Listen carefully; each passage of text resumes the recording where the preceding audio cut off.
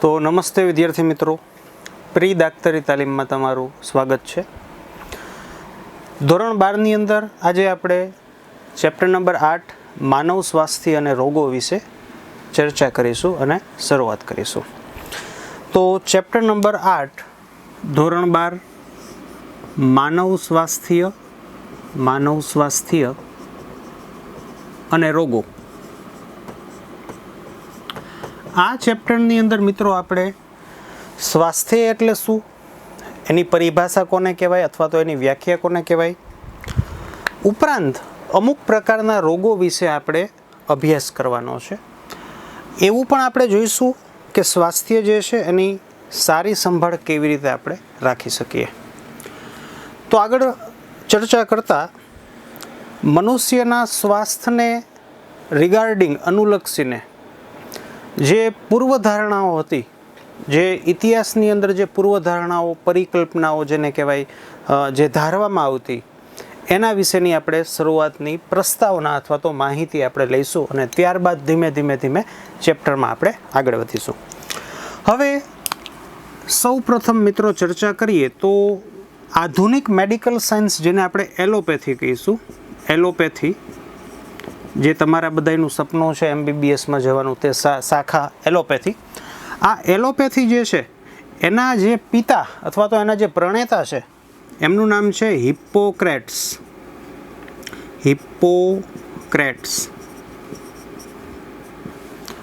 From Greek હિપ્પોક્રેટ્સ. બીજી બાજુ મિત્રો ભારતનું આયુર્વેદિક વિજ્ઞાન અથવા તો મેડિકલ સાયન્સ, આ બંને લોકો, ભારતનું આયુર્વેદિક તંત્ર અને હાલનું જેને આધુનિક સાયન્સ એલોપેથી કહીએ છીએ એના જે પ્રણેતા છે હિપ્પોક્રેટ્સ, આ બંને લોકો એવું માનતા કે આપણા શરીરમાં અમુક પ્રકારના પ્રવાહી જોવા મળે છે. એટલે આ વાત મિત્રો બહુ જૂની છે, એટલે તમે કંઈ એવું વિચારવા ન માંડતા કે કયું પ્રવાહી જોવા મળે છે ને આ અંતે. તો આ બંનેના મત મુજબ એવી પૂર્વધારણા હતી કે આપણા શરીરની અંદર અમુક પ્રકારના પ્રવાહી જોવા મળે છે, જેમ કે કાળું પ્રવાહી, જેને બ્લેક બાઇલ તરીકે ઓળખવામાં આવે છે, સફેદ પ્રવાહી, લાલ પ્રવાહી, કદાચ લાલ પ્રવાહી એટલે રુધિર પણ માનતા હોય એ લોકો, પીળું પ્રવાહી વગેરે. તો આવું આ લોકો માનતા. બીજું એ લોકો એવું માનતા કે જે વ્યક્તિના શરીરની અંદર કાળું પ્રવાહી વધુ માત્રામાં હોય, મીન્સ કે આ જે પ્રવાહી આપણા શરીરની અંદર છે તે યોગ્ય બેલેન્સમાં હોવા જોઈએ. જો આમાંથી કોઈ પણ પ્રવાહી જે છે એનું પ્રમાણ વધે અથવા તો ઘટે તો આપણને ચોક્કસ પ્રકારના રોગો વગેરે જેવું થાય, મીન્સ કે આપણું સ્વાસ્થ્ય જે છે એ બરાબર જળવાય નહીં. તો જૂના સમયની અંદર આ લોકો એવું માનતા કે જો કાળું પ્રવાહી, જેને આપણે બ્લેક બાઇલ તરીકે ઇંગ્લિશમાં ઓળખવામાં આવે છે, જો કાળું પ્રવાહી એનું પ્રમાણ વધી જાય તો આવી જે વ્યક્તિ છે તે વ્યક્તિ ગરમ મિજાજી, જેને આપણે તામસી સ્વભાવના લોકો તરીકે ઓળખીએ છીએ. ઉપરાંત આવું જે કાળું પ્રવાહી વધુ પ્રમાણમાં ધરાવતા જે દર્દી છે અથવા તો વ્યક્તિ છે તે ગરમ મિજાજી ઉપરાંત તેઓના શરીરનું તાપમાન પણ વધુ હોય છે. તો આવી પૂર્વધારણાઓ હતી. આપણે તો ફક્ત આના એક વિશે ચર્ચા કરીએ છીએ, પરંતુ જો તમે ઇતિહાસની અંદર જાઓ તો એ લોકો વિવિધ આવા દ્રવ્યો જે છે એનું વધારે પ્રમાણ હોય, ઓછું પ્રમાણ હોય વગેરે હોય, તો એના રિલેટેડ કનેક્ટિંગ કોઈ ડિઝીઝ અથવા તો જે રોગ જે છે એવી પૂર્વધારણાઓ એ લોકો કરતા. તો કાળા પ્રકારનું પ્રવાહી બ્લેક બાઇલ જો આપણા શરીરની અંદર વધી જાય તો તે વ્યક્તિ જે છે તે સામાન્ય રીતે ગરમ મિજાજી અને તેઓનું તાપમાન વધુ હોય છે એવું એ માનતા. તો આ વાત થઈ મિત્રો જૂની, પરંતુ હવે મેઇન મુદ્દો આવે છે. વિલિયમ હાર્વે વૈજ્ઞાનિક છે, સાયન્ટિસ્ટ છે. આ વિલિયમ હાર્વે નામના વૈજ્ઞાનિકે પરિવહન તંત્રની શોધ કરી. પરિવહન તંત્ર એટલે દેશી ભાષામાં આપણું હૃદય હોય કે જે રુધિરવાહિની સાથે કનેક્ટેડ છે અને હૃદય ધબકે છે અને સર્ક્યુલેશન થાય છે, રુધિરનું પરિવહન થાય છે, એની શોધ કરનાર વૈજ્ઞાનિક વિલિયમ હાર્વે. તો વિલિયમ હાર્વેએ પરિવહન તંત્રની શોધ કરી એન્ડ થર્મોમીટરની શોધ. બીજી તરફ થર્મોમીટરની શોધ. તો આ બંને લોકોની શોધ અથવા તો આ બંને શોધ ને લીધે સાબિત થયું કે કાળું દ્રવ્ય ધરાવતા વ્યક્તિમાં તાપમાન વધુ હોય તેવું હોતું નથી. કાળું દ્રવ્ય વધુ પ્રમાણમાં ધરાવતું પેશન્ટ અથવા તો વ્યક્તિની અંદર તાપમાન વધુ હોય એવું હોતું નથી. હવે કાળું દ્રવ્ય જ નથી તો એ આપણે કેમ નક્કી કરવું? એટલે આને આવી રીતે સમજવાનું છે. હવે હું તમને સમજાવું કે હકીકતમાં આપણા શરીરનું જે તાપમાન છે, એ કોના લીધે મેન્ટેન થાય છે? તાપમાન નિયંત્રિત થવાનું અથવા તો આપણું જે તાપમાન નિયર અબાઉટ 37 ડિગ્રી સેલ્સિયસ જે મેન્ટેન થાય છે, એની પાછળનું રીઝન શું છે? તો બહુ સાદી વાત છે મિત્રો કે આપણા શરીરનું જે તાપમાન છે ને, એ મેન્ટેન થવા પાછળનું કારણ છે રુધિરવાહિની સાથેનું ઘર્ષણ. તો આપણી રુધિરવાહિનીઓની અંદર જે રુધિર વહે છે, આ રુધિરવાહિનીની જે દિવાલ છે એની સાથે ઘર્ષણ ઉત્પન્ન કરે, અને ઘર્ષણ ઉત્પન્ન કરે એટલે ઉષ્મા ઉત્પન્ન થાય. અને જેથી શરીરનું જે તાપમાન છે, શરીરનું તાપમાન આવે અથવા તો જળવાય. એટલે આ જે મુદ્દો છે એ એવું સમજાવે છે આપણને કે પરિવહન તંત્રની શોધ થઈ ત્યારબાદ એને અનુલક્ષીને જે આગળ જે અભ્યાસ છે, આ અભ્યાસનું તારણ એવું છે કે રુધિર જે છે તે રુધિરવાહિની સાથે ઘર્ષણ કરે અને ઉષ્મા ઉત્પન્ન થાય અને એના આધારે આપણું જે શરીર છે, ટેમ્પરેચર જે છે એ મેન્ટેન થાય. એટલે એવું નથી, મીન્સ કે તાપમાનની અંદર કોઈ કાળું દ્રવ્ય જે છે એનો કોઈ જ રોલ નથી. તો વિલિયમ હાર્વે અને થર્મોમીટરની શોધ જે છે એના થકી જેને કહેવાય કે આ જે ર્યુમર્સ હતા, મીન્સ કે આ જે પૂર્વધારણાઓ આવી હતી તે ખોટી પડી.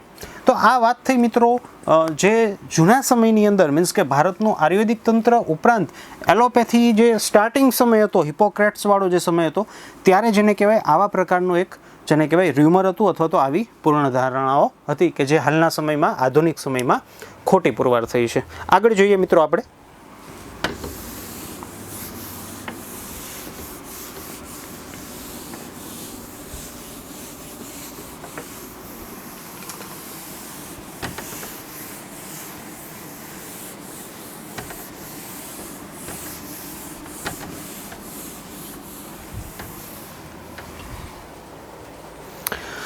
હવે આધુનિક મેડિકલ સાયન્સ અથવા તો હું બાયોલોજી શબ્દ ખાસ ઉચ્ચારીશ કે આધુનિક જીવવિજ્ઞાનના મત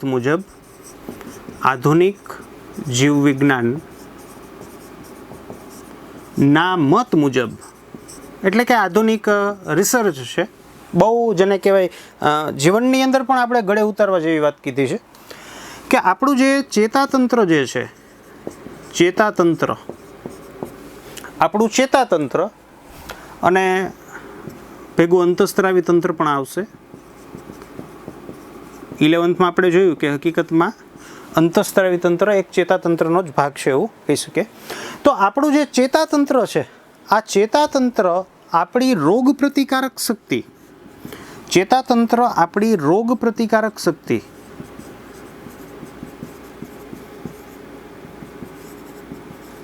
પર અસર કરે છે. હવે આમાં મજા ન આવી એટલે હું તમને સાદા ફોર્મેટમાં સમજાવું. ચેતાતંત્રની અંદર નોટ ન્યુરોલોજી પણ ન્યુરોલોજીની શાખા સાયકોલોજી, એટલે કે આપણું માનસ જેને કહેવાય મિત્રો, આપણી જે માનસિકતા જેને કહેવાય, વિચારધારણા જેને કહેવાય, આપણી માનસ વિચારધારા આપણા રોગ પ્રતિકારક તંત્ર ઉપર અસર કરે છે.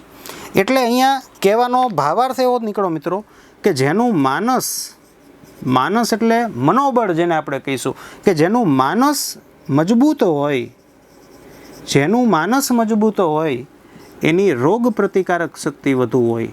રોગ પ્રતિકારક શક્તિ વધુ હોય. માનસથી જ જેને કહેવાય કે ઘણા બધા લોકો નબળા હોય છે, આવા વ્યક્તિની અંદર રોગ પ્રતિકારક શક્તિ ઓછી હોય છે. અથવા તો તમે સ્પેશિયલી જો હું તમને કહું કે તમે પર્ટિક્યુલરલી જો કોઈ રોગ વિશેથી ડરો છો કે મને કેન્સર થઈ જશે તો શું થશે, મને ફલાણા પ્રકારનું ઇન્ફેક્શન લાગશે તો શું થશે, મારું શું થશે, તો આવું નબળું માનસ ધરાવનાર વ્યક્તિ જે છે તે સામાન્ય રીતે ઇન્ફેક્શિયસ ડિઝીઝ જે છે એનાથી વધુ પીડાતા હોય છે. તો આ છે આધુનિક સાયન્સ મિત્રો, આ કોઈ ર્યુમર અથવા તો પૂર્ણ ધારણાઓ નથી. એટલે જ મેં કીધું કે આ વસ્તુ જેને કહેવાય કે આપણે જીવનની અંદર ઉતારવા જેવી આ બધી વાત છે. આગળ ચર્ચા કરીએ. ખાસ મિત્રો આ ધ્યાન રાખજો, ચેતાતંત્ર મીન્સ કે સાયકોલોજી, માનસ રોગ પ્રતિકારક તંત્ર ઉપર અસર કરે છે અને મજબૂત મનોબળવાળો જે વ્યક્તિ છે એની રોગ પ્રતિકારક શક્તિ વધુ હોય છે. હવે આગળ ચર્ચા કરીએ કે સ્વાસ્થ્ય શબ્દ જે છે એની પરિભાષા શું છે, કોને સ્વાસ્થ્ય સારું એવું આપણે કહી શકીએ. તો જેને કહેવાય કે બહુ સિમ્પલ વસ્તુ છે, સ્વાસ્થ્ય કોને કહેવાય.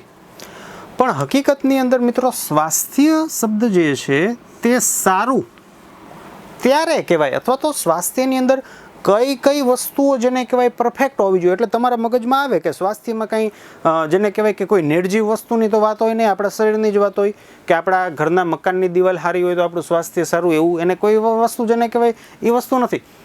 તમને ખ્યાલ જ છે કે આપણે આપણા શરીર વિશે વાત કરીએ છીએ, પરંતુ ફક્ત ફિઝિકલી આપણી જે ફિટનેસ છે તે પરફેક્ટ છે અને આપણે સ્વાસ્થ્ય સારું ગણી બેસીએ છીએ તો તે એક આપણી ભૂલ છે.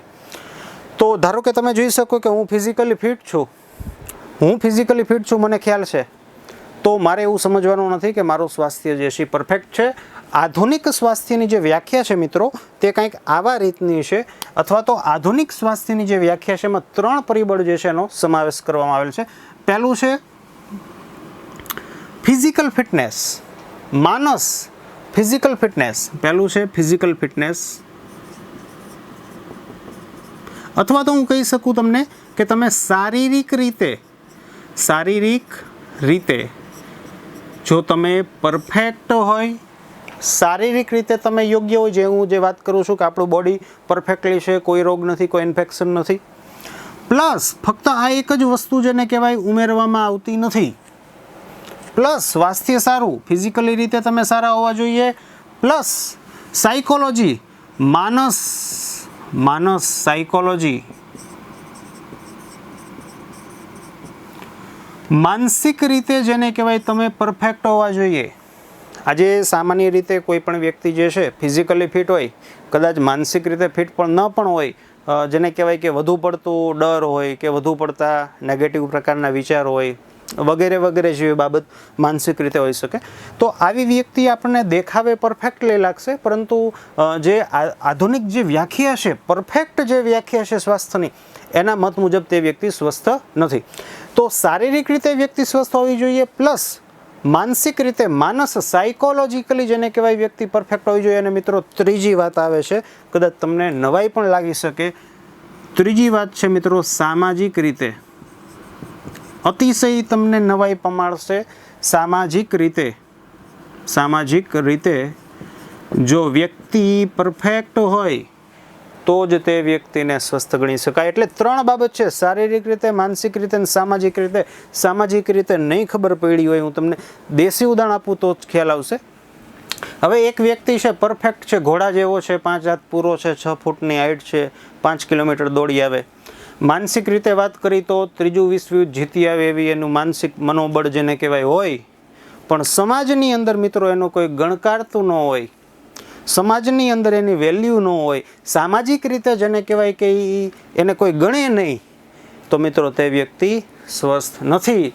જરૂર સાંભળીને આશ્ચર્ય લાગશે મિત્રો, ભૂલતા નહીં. આ 3 વસ્તુ આવશે: શારીરિક રીતે, સાયકોલોજીકલી માનસિક રીતે, અને નંબર 3 સામાજિક રીતે.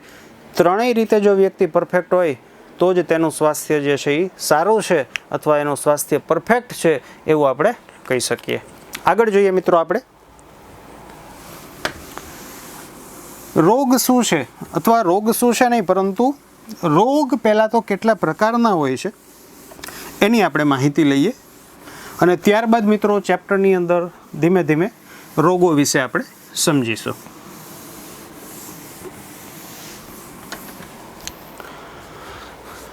હવે આવું તો તમે તમારા જૂના ધોરણની અંદર પણ ભણેલા જ હશો. રોગ, સામાન્ય રીતે આપણે રોગને ડિઝીઝ તરીકે ઓળખીએ છીએ ઇંગ્લિશમાં, અને બીજો એક શબ્દ પણ તમે સાંભળેલો હશે, ડિસઓર્ડર. આમ તો તમે આગળ ભણશો મેડિકલ સાયન્સની અંદર ત્યારે પરફેક્ટલી જેને કહેવાય કે આનો ડિફરન્સ આવશે કે ડિઝીઝ અને ડિસઓર્ડર વચ્ચેનો ડિફરન્સ શું છે હું તમને ટૂંકમાં કહી દઉં કે ડિસઓર્ડર શબ્દની અંદર જ કંઈક જેને કહેવાય કે આખું આપણને સમજાવે છે. પહેલી વસ્તુ છે ઓર્ડર. ઓર્ડર એટલે ઓર્ડર જજ સાહેબનો ઓર્ડર નહીં, ઓર્ડર એટલે સિક્વન્સ. ડિસ મીન્સ કે વિરુદ્ધ, સિક્વન્સ ન હોય તેવું. હવે આખું હું તમને ભેગું કરીને સંધિ ભેગી કરીને તમને સમજાવું કે આપણા શરીરની અંદર જે ઓર્ડરમાં, જે ક્રમમાં, જે લયબદ્ધતામાં, જે તાલબદ્ધતામાં જે કાર્ય થવું જોઈએ, આ તાલબદ્ધતા જેને કહેવાય ખોરવાય, ડિસ ખોરવાવું, વિરુદ્ધ. આ તાલબદ્ધતા જેને કહેવાય જો ખોરવાય અને જો કોઈ આપણને રોગ થાય મિત્રો તો એને ડિસઓર્ડર કહેવાય. દેશી રીતે સમજાવું કે આપણા શરીરની અંદર નોર્મલ પ્રમાણમાં જે કોલેસ્ટ્રોલનું સંશ્લેષણ થતું હોય કે અન્ય કોઈ દ્રવ્યનું સંશ્લેષણ થતું, ધારો કે અંતઃસ્ત્રાવનું સંશ્લેષણ થતું હોય, જે રિધમમાં થવું જોઈએ, જે તાલબદ્ધતામાં થવું જોઈએ, આ તાલબદ્ધતા ખોરવાય અને કોલેસ્ટ્રોલનું સંશ્લેષણ ઘટી જાય કે વધી જાય, અથવા તો કોઈ અંતઃસ્ત્રાવ જે છે એનું સંશ્લેષણ ઘટી જાય કે વધી જાય, અને એના લીધે જેને કહેવાય કે આપણને જો કોઈ રોગ થાય તો તેને સામાન્ય રીતે ડિસઓર્ડર તરીકે ઓળખવામાં આવે છે. આગળ મેડિકલ સાયન્સની અંદર તમે ભણશો કે સામાન્ય રીતે જે પણ ડિસઓર્ડર છે, પહેલું તમને ઉદાહરણ આપી દઉં કે કોને ડિસઓર્ડર કહેવાય.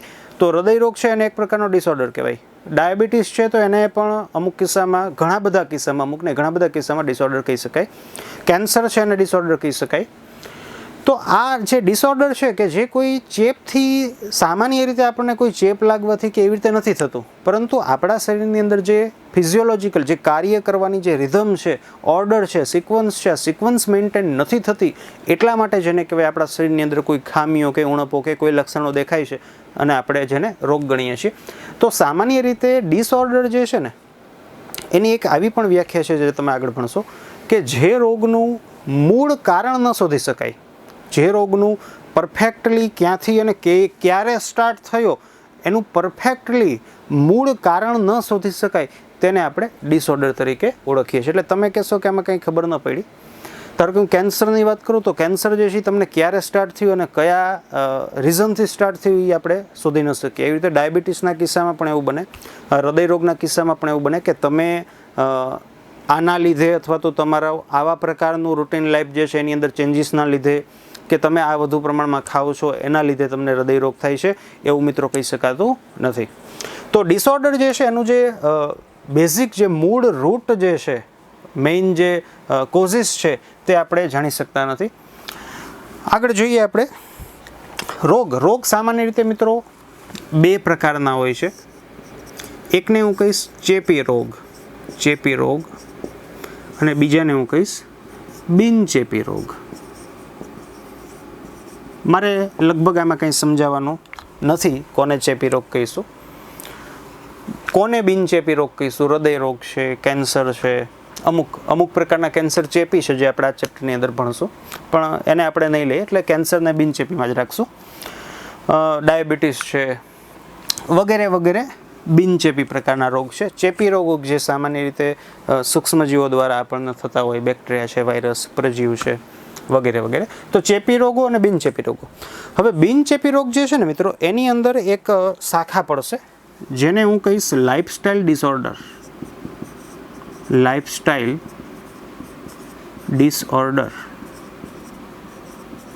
કદાચ આ શબ્દ આજના આધુનિક સમયની અંદર ઘણી જગ્યાએ તમે સાંભળેલો હોય. હવે લાઇફસ્ટાઇલ ડિસઓર્ડર શું છે? લાઇફસ્ટાઇલ આપણું જીવન ધોરણ, પદ્ધતિ, જીવન જીવવાની પદ્ધતિ.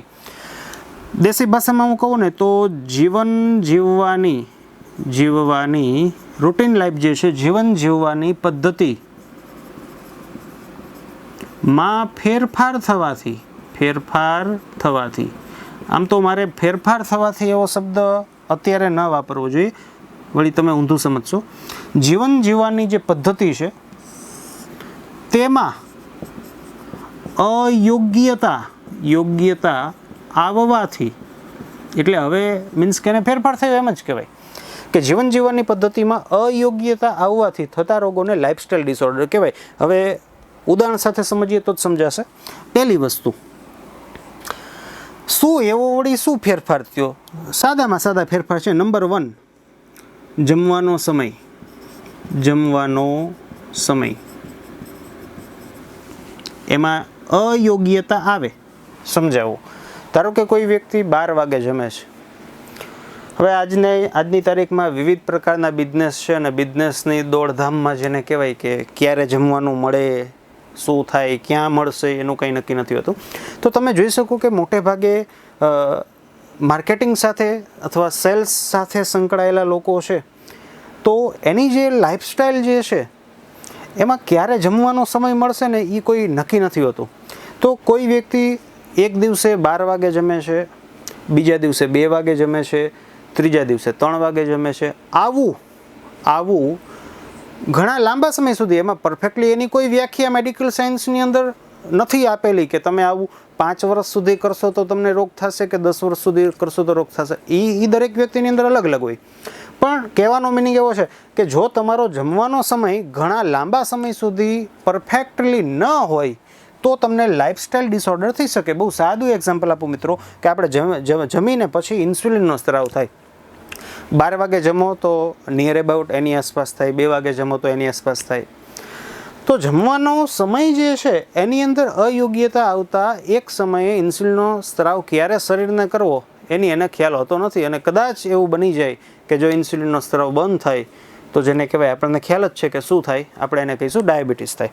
તો આ છે જમવાનો સમય અનિયમિત, બહુ જેને કહેવાય.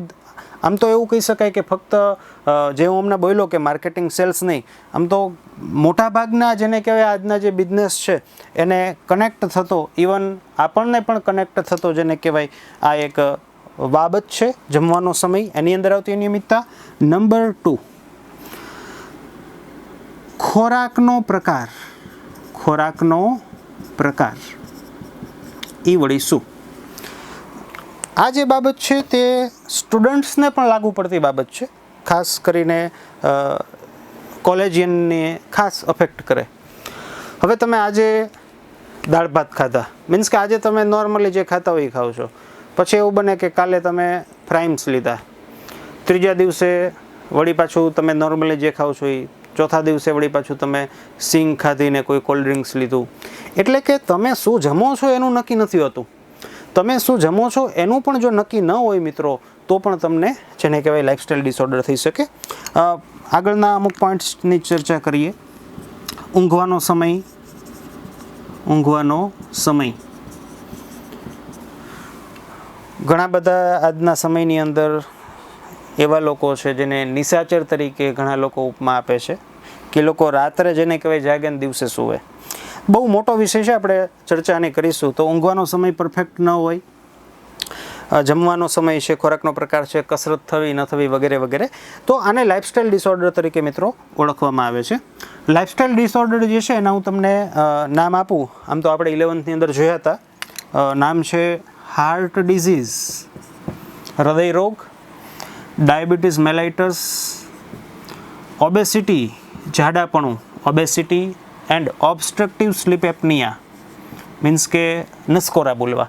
અને આ મીન્સ કે આ સમાજની અંદર ખાસ કરીને ઇન્ડિયાની અંદર જોવા મળતા લાઇફસ્ટાઇલ ડિસઓર્ડર છે. અને આપણે એવું પણ જોયું હતું કે આમાંથી જો તમને કોઈ પણ એક થશે ને તો આ પણ કરશે, આ પણ થઈ શકે, આવી રીતનું આપણે જોયું હતું. તો આ છે લાઇફસ્ટાઇલ ડિસઓર્ડર.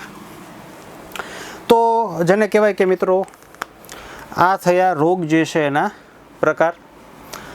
હવે નેક્સ્ટ સેશનની અંદર આપણે રોગ શું છે, કેટલા એના પ્રકાર છે એના વિશે અભ્યાસ કરીશું.